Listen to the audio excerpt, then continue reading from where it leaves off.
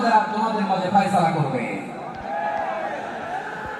মুসলিমও হবে না, ট্যাক্স দিবা, নিরাপত্তা দিব, আমরা সুপার পাওয়ার, আমাদের আন্ডার থাকবে, এটাও না। তাহলে তোমাদেরকে তো আমরা বিশ্বাস করতে পারি না। কখন না কখন বিশ্বাসঘাতকতা করো, কার সাথে মিলে হাত মিলাও, তলোয়ার আমাদের মাঝে ফয়সালা করবে। তখন তিনি জিহাদের সশস্ত্র সংগ্রামের ঘোষণা দিতেন। সুবহানাল্লাহ পড়ে।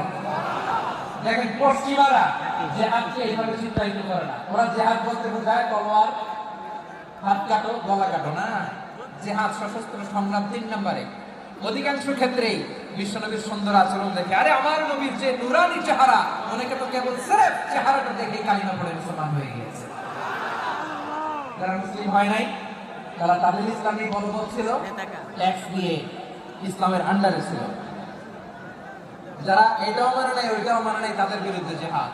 বিশ্ব ইসলাম সপ্তম হিজরিতে যখন খায়বার বিজয়ের পরে ইসলাম রিজিওনাল সুপার পাওয়ার হিসেবে আত্মপ্রকাশ করলো, বিশ্বনবী চিঠি লিখলেন অন্যান্য সুপার পাওয়ারের কাছে।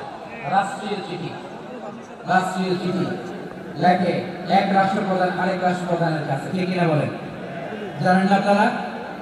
এই যে 24-এর ছাত্র নাগরিক অভ্যুত্থানে, এই অভ্যুত্থান যখন